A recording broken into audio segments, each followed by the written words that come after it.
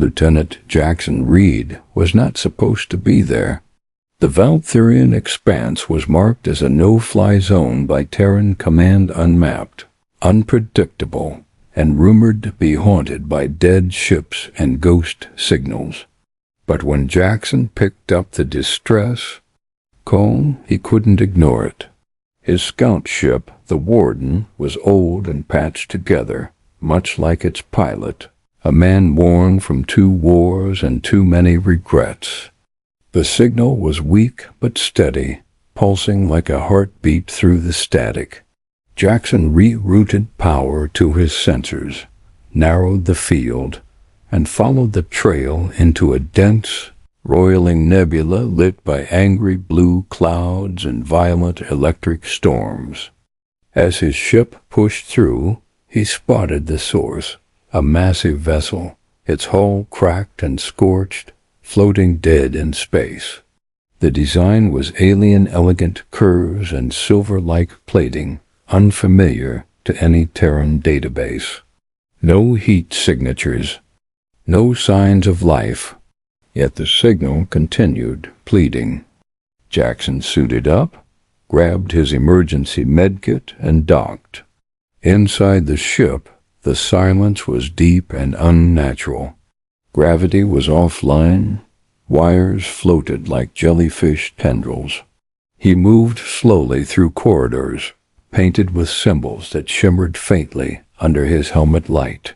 He found the source of the signal in what looked like a throne room or a command deck styled with royal flair.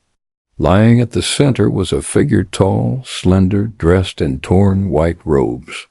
Her skin was a pale blue, almost translucent, and her long silver hair floated like silk underwater.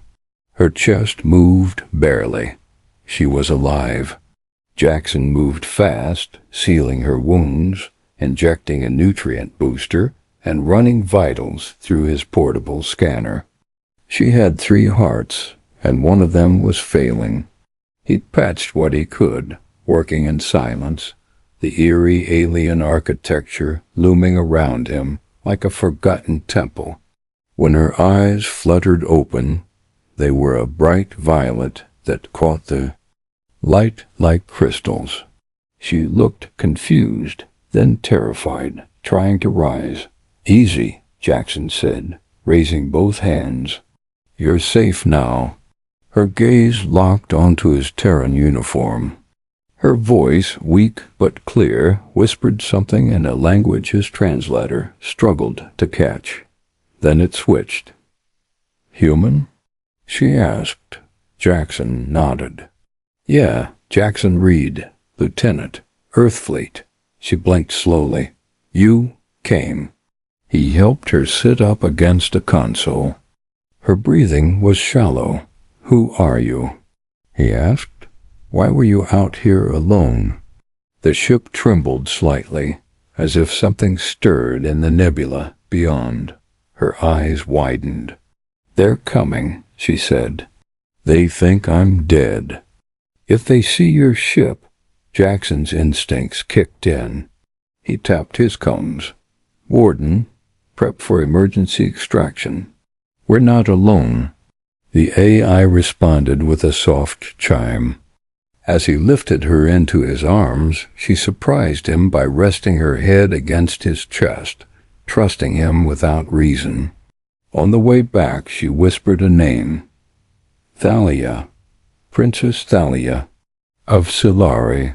The name meant nothing to Jackson, but her tone made it sound important, dangerously important. They reached his ship just as sensors flared red. Multiple vessels were approaching, fast and silent. Jackson got them clear of the derelict, engines burning hard through the cloud of plasma storms. The alien ships didn't chase, but he felt the tension like a storm held back by a thin sheet of glass. Back aboard the Warden, he placed her in the medbay and watched over her as she slept. The more his ship scanned her DNA, the more it became clear she wasn't just royalty. She was something humanity had never seen. Jackson didn't know who wanted her dead, but he knew one thing. He wasn't going to let them finish the job. Just before she drifted off again, her voice broke the silence, soft as a breath. "You're not like the others," she murmured. "I wish I could marry someone like you, human." And with that, she slipped back into sleep, leaving Jackson staring at the medbay lights, wondering what kind of war he had just stepped into. The stars outside.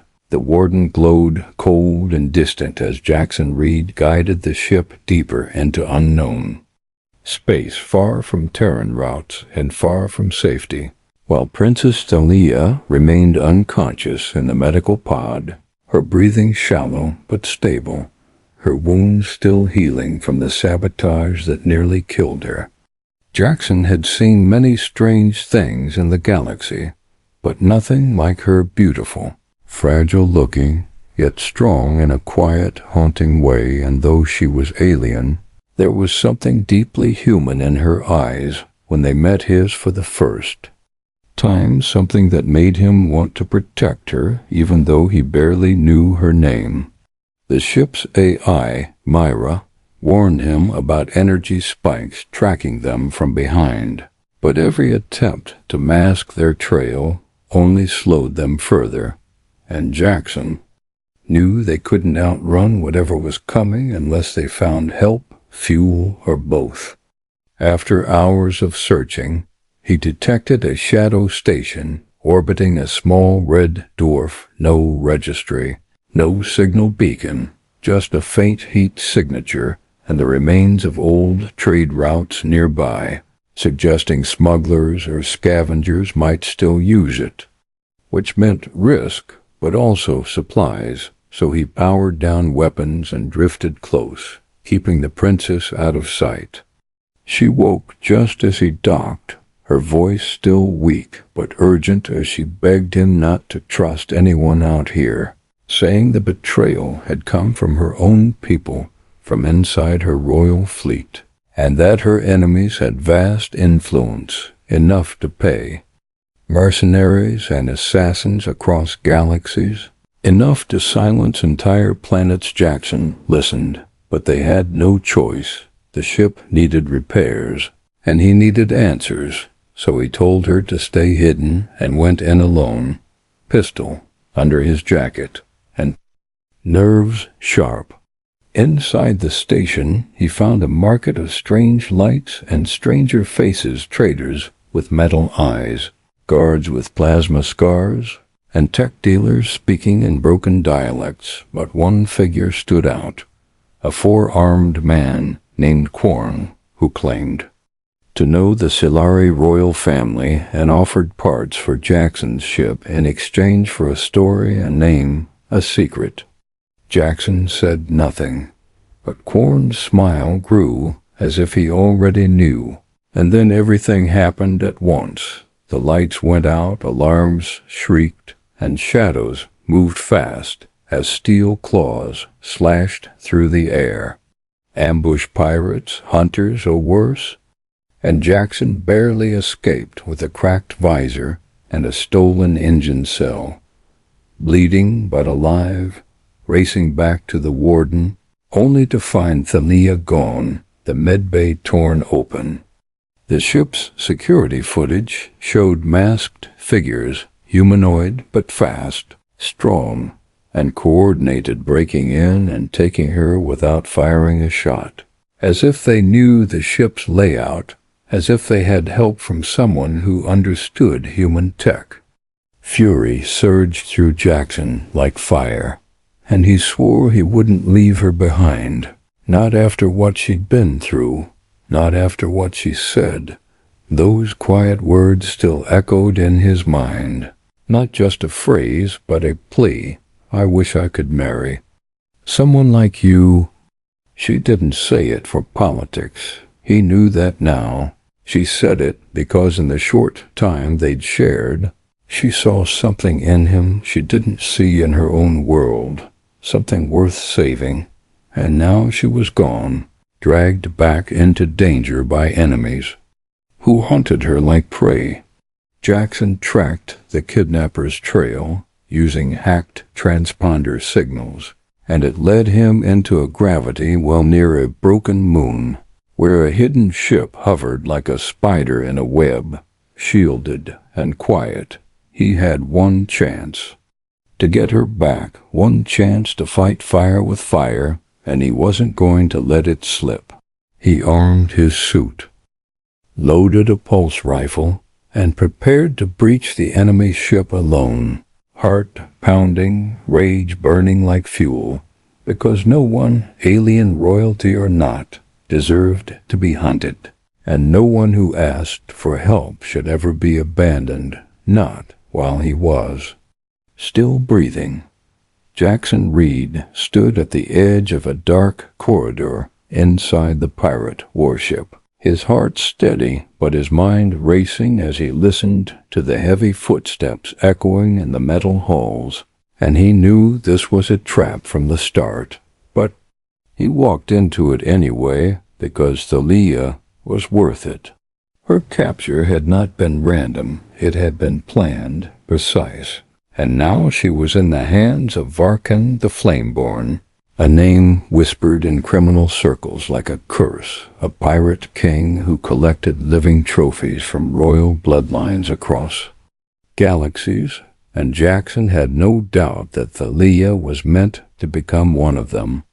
He had infiltrated the ship by sneaking through a damaged cargo hatch, crawling through maintenance shafts, while carrying only a knife, a tracker beacon, and a short-range pulse pistol, his stolen suit's power pack blinking low with each step. He took into the belly of the beast.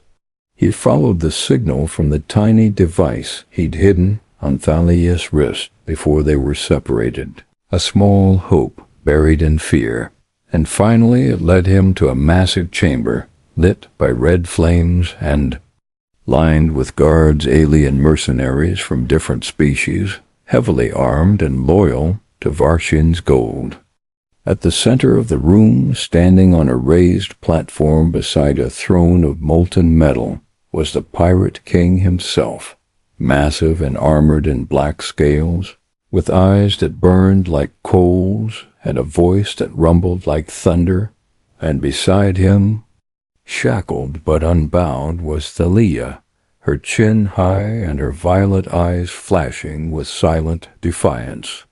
Varkan welcomed Jackson with a cruel grin, saying he admired his courage, and offered him a chance to leave unharmed if he simply walked away. But Jackson didn't come this far to run, and instead he surprised everyone by challenging the Pirate King to a trial of honor, an ancient dual tradition still respected by some outlaw clans, including Varkan's.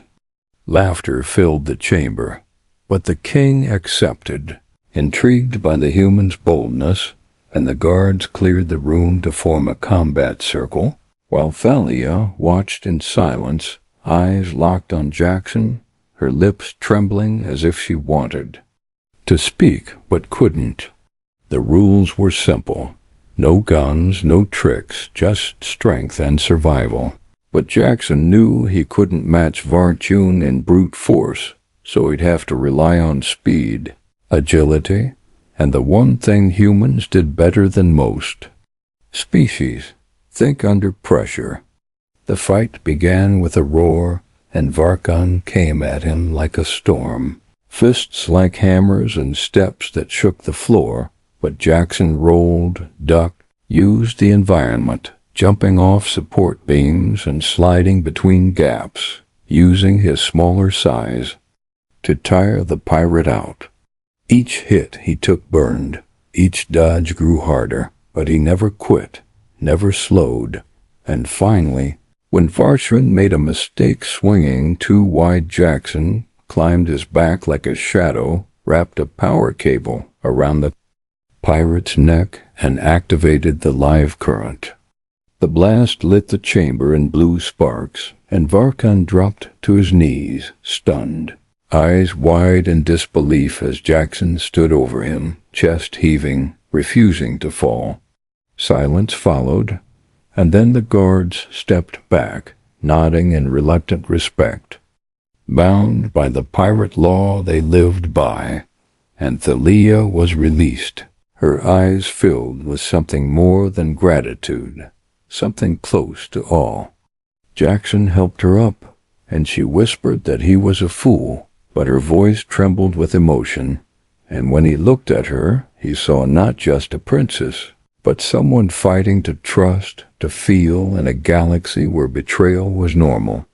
Together, they walked out of the warship, no one daring to stop them, and returned to the Warden, damaged but still flying, and once safe inside, Jackson collapsed in the pilot's seat, while Thalia sat beside him, staring at him as if seeing him for the first time, then finally asked, "Why do you risk everything for me, human?" And Jackson didn't answer right away, because even he didn't fully know, only that every time he looked at her, he felt something deeper than duty, something powerful and dangerous, something like fire and flesh in the cold vacuum of space. The Warden floated quietly between the stars, hidden inside the ruins of a shattered moon as Jackson patched the ship's failing systems by hand, sweat running down his brow while alarms blinked faint warnings in the dark. Every system was on backup, fuel was low, weapons were offline, and even Mira, the ship's AI, sounded tired as she rerouted power to the life support just to keep them breathing. While in the medbay, Princess Thalia watched the stars through. The cracked viewport, her eyes full of thoughts she didn't speak out loud. Jackson could tell she was holding something back, a secret heavy enough to weigh the entire ship down. And every time she opened her mouth to tell him, something made her stop. Maybe fear, maybe shame, or maybe she was protecting him from something he wasn't ready to hear. Outside, the void was quiet, but Jackson didn't trust the silence. Not after escaping Varkan's ship and leaving a trail of broken pirates behind them, because someone would come looking, someone powerful enough to buy information, track energy signatures, or bribe deep space relay stations. And every second they stayed still felt like a countdown to something worse.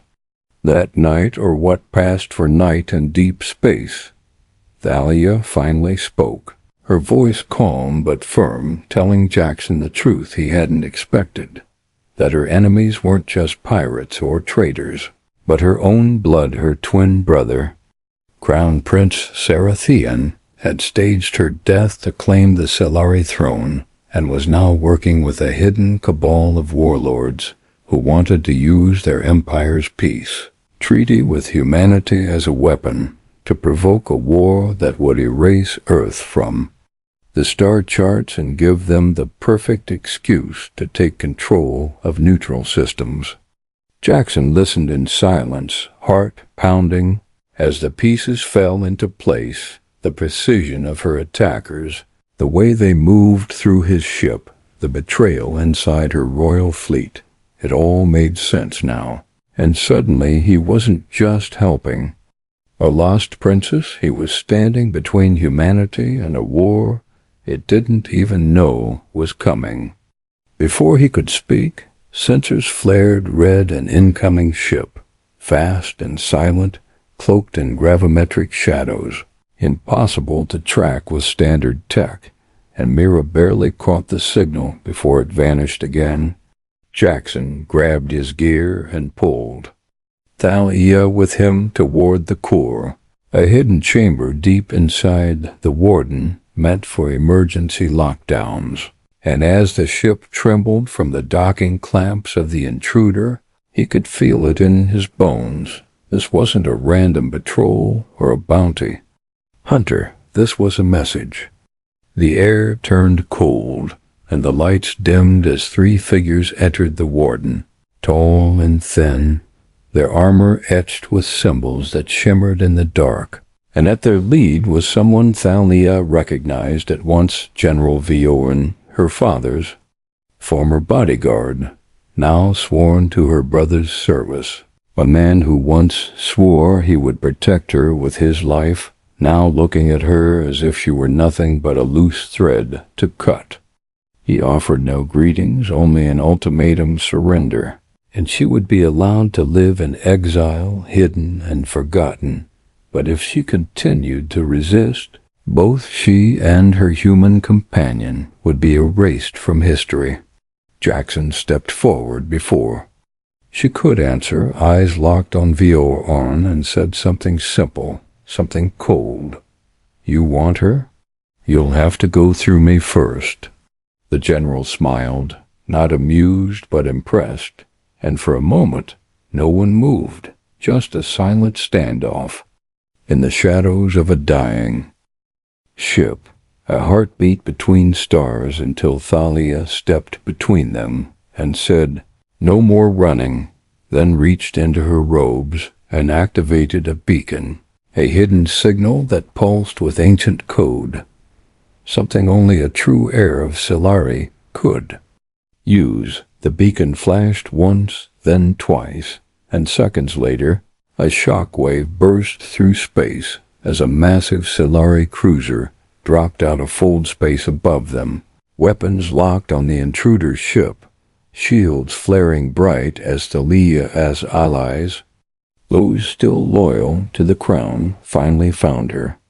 The enemy soldiers withdrew, knowing they were outmatched, and Viorn gave her one last look, sad, bitter, and cold, before vanishing into the shadows, leaving the warden damaged but alive, and Jackson leaning against a bulkhead, breathless, looking at Thalia with something between wonder and disbelief. "You called for them?"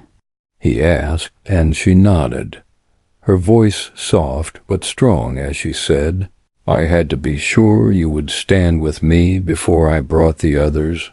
And he didn't know what to say to that, only that, in that moment, looking at her, he felt something real in a galaxy of lies, a heartbeat that somehow matched his own.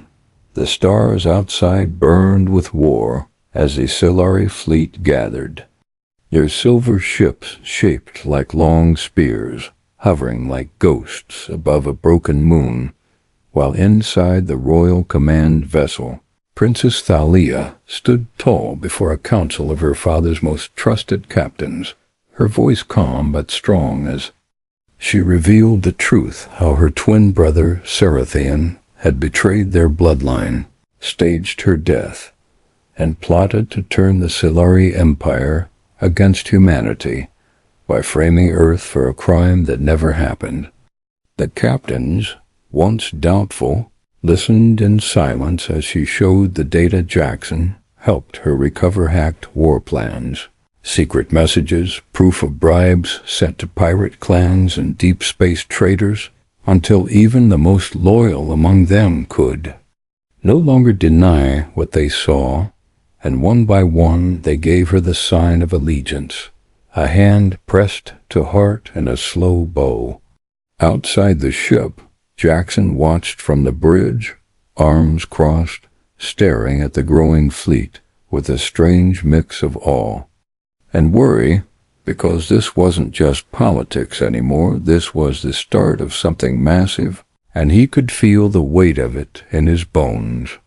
Myra's voice crackled through his earpiece, warning him of fast-moving contacts near a border world called Erida Prime, a neutral colony that served as a trade point between Earth and the Silari Empire, and Jackson's stomach sank as he realized what Sarathian's next move would be: a false flag attack designed to make it look like humans fired first, an excuse to unleash Silari wrath on innocent people.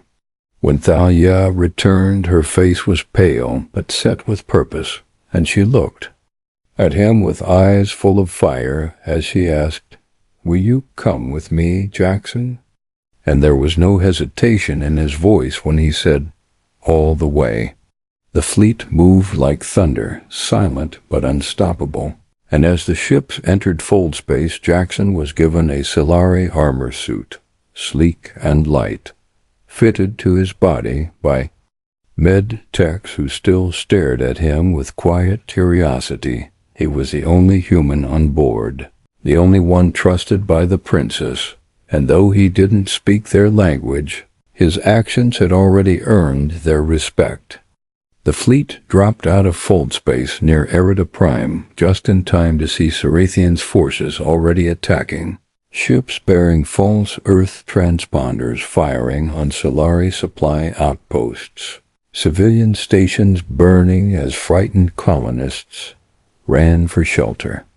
It was chaos, controlled and planned to perfection. But Thalia wasted no time. She gave the order to jam enemy comms, block escape routes, and board Cerathian's flagship before it could vanish again into the stars. Jackson followed her. On to the assault shuttle, heart pounding, rifle in hand, knowing this mission wasn't about survival. It was about ending a lie before it destroyed 2 worlds. The shuttle crashed hard into the enemy vessel's hull, metal grinding against metal as they cut through the corridors with pulse grenades and plasma charges. Each step forward met by enemy guards, armored and fast, but not fast enough. Jackson moved with focus, covering Thalia's back as she led the charge through smoke and fire, her blade flashing in close quarters, her guards falling in step behind her with every order. They reached the bridge after a brutal fight, bodies left behind in silence, and there, standing at the control throne, was Cerathian himself, tall, cold, and smiling as if everything had gone exactly as planned. He greeted his sister like a guest, his voice soft and full of venom, claiming she had no proof, no power, and no right to the throne anymore. But Thalia said nothing. Instead, she played a hollow recording Jackson had stolen from the pirate. King's ship, a message sent by Cerathian himself to General Vioron, giving the exact orders for the Erida attack, his voice clear, undeniable. The silence that followed broke like glass when the Solari guards turned their weapons on Cerathian's loyalists, and a quick, vicious fight erupted on the bridge, with Jackson dragging Thalia to cover as lasers sliced the air. In the end, Cerathian tried to escape, but Thalia herself caught him, her blade at his throat, her hand shaking as she looked into the face of her twin and asked, "Why?" To which he replied coldly, "Because peace is weakness, and I will not let our empire fall for your soft heart or your human pet." Before she struck him down, not with hatred, but with sorrow, a clean wound across the chest that left him stunned, his last breath full of bitterness. The battle ended there, and news of Cerathian's betrayal spread fast across Solari space, with fleets surrendering, leaders swearing loyalty again to Thalia, and messages sent to Earth offering peace and truth. But Jackson knew it wasn't over. Deep down, he could feel that someone else had helped Cerathian, someone still in the shadows, watching and waiting. And as the princess took her brother's place in the command chair, she turned to Jackson and said quietly, "The storm is not done." And he nodded, gripping his rifle tighter, because he could hear it too, the storm behind the stars. The stars were quiet for the first time in weeks, and the silver banners of the Solari Empire no longer trembled with war. Yet Jackson Reed stood at the edge of the royal balcony aboard the capital ship, Valera's Dawn, staring out into the endless black with a heaviness he could not name, because though Cerathian was gone and Thalia now sat on the throne meant for her, something inside Jackson still whispered that it was not truly over, not yet, and the way she moved through her halls, eyes wary, words careful, told him she felt it too. The court had accepted her rise with solemn bows and ancient words, and even the Earth ambassador had come aboard to shake her hand, offering friendship and future trade. But behind those smiles was something colder, something watching, and Jackson didn't need Myra's quiet warnings to feel it crawling just beyond their view. Encrypted transmissions from deep space, unmarked probes skimming the edge of Solari territory, subtle power fluctuations in ships that should have been shut down, all of it forming a pattern like pieces of a puzzle no one wanted to solve. Thalia had tried to rest, tried to breathe as queen instead of fugitive, but every time she closed her eyes, she saw her brother's face, remembered his last words, and wondered who else in her own court might have been part of his plan, or worse, still carrying it forward. Jackson stayed close, not because he was ordered, not because of duty, but because something about her had taken root in him. Maybe her strength, maybe her sorrow, maybe the way she looked at him when she thought no one else could see, and though he still wore his old jacket instead of Solari robes, everyone in the palace had come to respect the human who fought like a soldier and stood like a shield beside their new queen. One night, as the stars pulsed soft beyond the tall glass walls, Thalia came to him in silence, her steps light, her shoulders tense, and she asked him a simple question, not with her usual grace, but with raw truth in her voice. "Do you trust me, Jackson?" And he looked at her, really looked, before nodding and saying, "I did, even before you asked," which made her eyes soften for the first time in days. She told him then about a place called Velmary's Hollow, a secret fortress hidden in a dying star, once used by Solari kings to store forbidden knowledge and relics. Her brother had accessed it before the coup, and she believed it held the last piece of his plan, something dangerous enough to hide even from his allies. Without hesitation, Jackson agreed to go with her, just the two of them, aboard the Warden, which had been rebuilt and armed with Solari tech, but still carried the soul of their journey, the ship that first brought them together. The flight to Velmary's Hollow was long and quiet, passing through collapsing systems and the echoes of forgotten wars, and somewhere in the silence Thalia confessed that she had once wanted nothing more than to escape her duties, to live free among the stars, to choose her own fate instead of following one written for her, and that meeting him, a human with no crown and no fear, had changed her more than she could ever explain. Jackson listened, never interrupting, and when she finished, he simply said, "You never needed anyone's permission to be you." And though she didn't reply, she reached out and took his hand, holding it until the ship dropped out of fold space into the mouth of the hollow. The fortress loomed like a black cathedral inside the churning storm of a dying star, protected by ancient tech that blinked to life as soon as the Warden approached, and they landed in silence, stepping into the halls of a forgotten age, where golden lights shimmered across stone walls etched with the names of old kings. Deeper inside, they found what Seratheon had hidden, an AI core containing data on a secret alliance with a rogue human faction known only as the Helix Chain, who had promised him a weapon capable of rewriting minds, a way to control not just armies, but entire populations without bloodshed.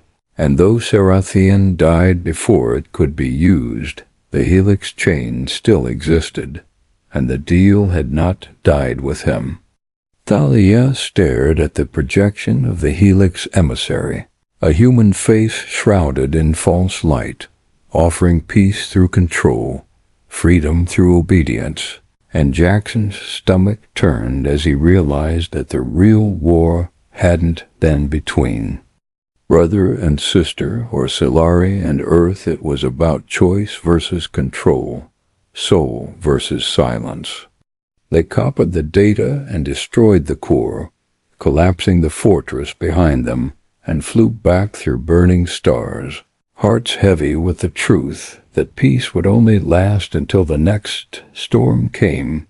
But when they returned, the court greeted them with relief, and Thalia stood tall as she warned her people that peace must be defended not with fear, but with unity, not by erasing freedom, but by protecting it. That night, under the open stars, Jackson sat beside her on the balcony, their fingers brushing as the wind of space swirled around them, and for a long time neither spoke until she turned to him, eyes glowing in the starlight, and whispered, "If I asked you to stay, would you?" And Jackson looked at her, at the fire and strength and sorrow in her face, and answered with a soft smile, "I would if you'd ask me." And in that quiet moment, among stars and silence and everything they had fought for, it felt like the war had truly ended, not with a sword, but with a choice.